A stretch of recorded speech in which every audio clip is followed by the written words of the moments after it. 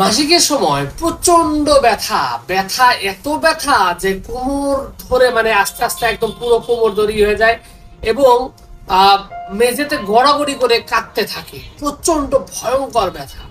এবং তাদের কাছে মাসিক মানে হলো একটা দুঃস্বপ্নের নাম, একটা কষ্টের নাম। এবং প্রত্যেক মাসের এই 5-7টা দিন তার কাছে একটা মানে বলা চলে যে একটা একটা দুঃখের দিন শুরু হয় এবং তার কাছে এটা একটা আতঙ্কের নাম। এই যে সমস্যাটার কথা বলতেছি, এই মাসিকের ব্যথা আপনার যদি দীর্ঘদিনের পুরাতন হয় তাহলে এটার জন্য কিন্তু হোমিওপ্যাথিতে অনেকগুলো কার্যকরী পারফেক্ট কিছু ওষুধ আছে। তবে এখান থেকে মাত্র 3টি ওষুধের কথা বলবো, যে 3টি ওষুধ আপনার এই মাসিকের এই সমস্যাটা চিরবিদায় করতে সক্ষম।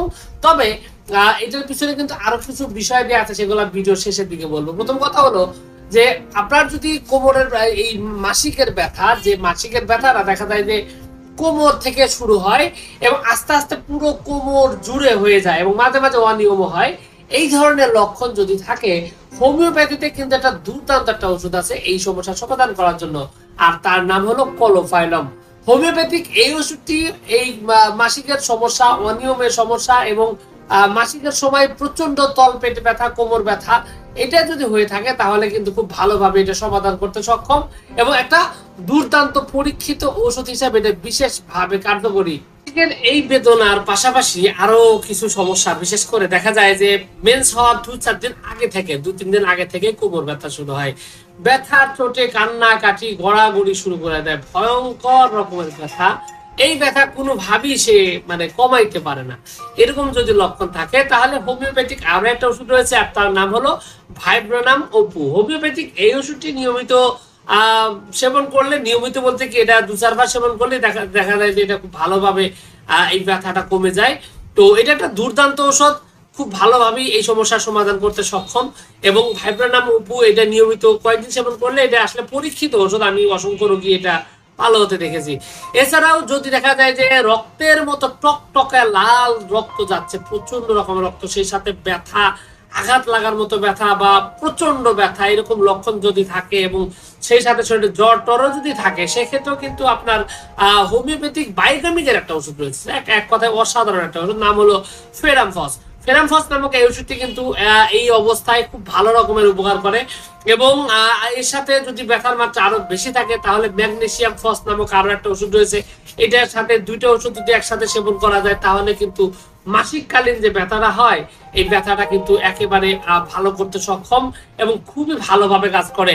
এখানে একটা বিষয় হলো যে এখানে যে ওষুধগুলোর কথা বলছি এই ওষুধগুলো কিন্তু দ্রুত কমাতে সক্ষম। তবে আপনার এই ব্যথাগুলো যদি একেবারে ভালো করতে চান, স্থায়ীভাবে ভালো করতে চান, আর যদি কখনোই না হয় এরকম যদি ভালো করতে চান, তাহলে একটা বিষয় এখানে গুরুত্বপূর্ণ, সেটা হলো যে আপনার রোগটা কতদিনের এবং আপনার এই সমস্যাটা কেমন হয়, আপনার রোগের ব্যাপারে ডিটেলস, আপনার বয়সের ব্যাপারে বিস্তারিত সব কিছু জেনে বুঝে তারপরে যদি সঠিকভাবে ওষুধ সেবন করেন তাহলে কিন্তু আপনার এই সমস্যাটা স্থায়ীভাবে ভালো হয়। আর সাধারণত এরকম ব্যথা বাদকের ক্ষেত্রে হয়ে থাকে। তো বাদক হলে সাধারণত বাচ্চা হয় না, যাদের বাচ্চা নাই, বাচ্চা হয় না বা অনেকদিন বাচ্চা হচ্ছে না, হ্যাঁ এইরকম অবস্থাতে কিন্তু এটা হতে পারে। তো বাদক বেদনার কারণে ওই সমস্ত ব্যথা হতে পারে, তখন কিন্তু ওষুধগুলো ভিন্ন রকম হবে। এবং এক্ষেত্রে হোমিওপ্যাথিতে অনেক অসংখ্য ওষুধ রয়েছে, প্রায় 15-20টার মতো ওষুধ রয়েছে।